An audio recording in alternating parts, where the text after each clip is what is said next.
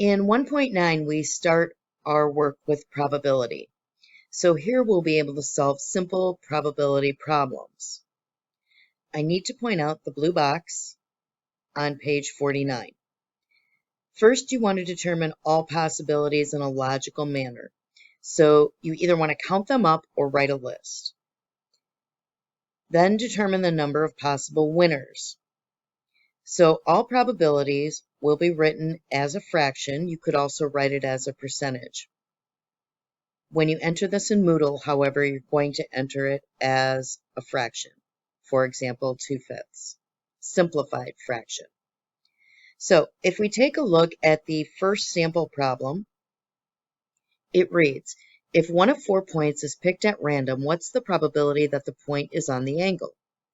Well, all of the points are on the angle. We don't need to make a list to see that one. We would know immediately that that's 4 out of 4 or 1. Now I'm going to change that up a little bit. If one of the 4 points is picked at random, what's the probability that the point is not on the angle? Well, none of those points are not on the angle, or they all are on the angle. So that would mean 0. All probabilities lie between 0 and 1. This is 0% chance of happening, and this is 100% chance of happening. Problem 2. If 2 of the 4 points are selected at random, what's the probability that both lie on ray CA? To approach this problem, I'm going to start with a list. So it looks like C is the vertex. I could start there, but I'm going to start in order of A, B, C, D. I'm going to use the alphabet. So I need to pick 2 of the 4 points. I could choose AB. I can't choose AA because I'm not putting the point back in the hypothetical bag. If I choose AB, then I could choose AC, AD. And that takes care of all the A combinations. Now I could choose BA, but wait, order doesn't matter. It's not saying with C as the endpoint, it's just saying lie on that ray. So order doesn't matter, and I've taken care of BA. BB isn't an option. I could choose BC or BD. And that's it for the B's. Now for C, CA, CB are already done. So now I'm just going to do CD. So there are 6 possible options. And the ones that don't have a D in them are winners. So the probability here is 1/2. We always want to simplify that fraction.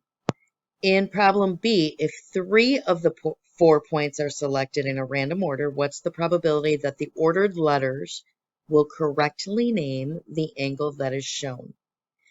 Well, you're going to start out by making all possible combinations. And again, I'm going to do them in alphabetical order. So ABC, ABD, and then you could choose ACB, ACD,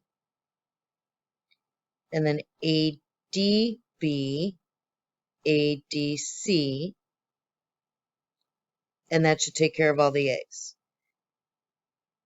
So here order does matter, where ABC is different than BCA or BAC, because you're naming an angle. So the order kind of does matter. So once you list these all out, notice that the book did A's first, and then if A is chosen, all the possible B outcomes, all the possible C outcomes, all the possible D outcomes. You really want to keep your work organized when you're doing this. And then C has to be the vertex. So those aren't even options. Is ACB a proper name for this angle? No. So then they listed out, they had 4 of the 24, and again reducing the fraction to 1/6. And then lastly, we have problem 4. If the point Q is chosen randomly on somewhere on AB, what's the probability that it's within 5 units of C? So first I need to see how big AB is, anywhere on AB. And then within 5 units of C. So 15 minus 3 is the length of AB. That's 12. 11 minus 5 would be 6. 11 plus 5 would be 16, but that's off of the graph. So here I have a length of 4.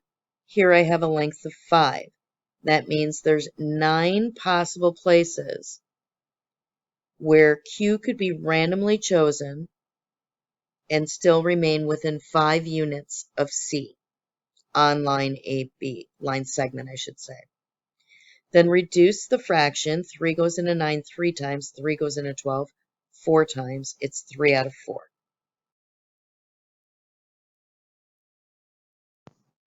If you found this video helpful, please like and subscribe. Smash that like button. You know you wanna. Come on, give it a thumbs up.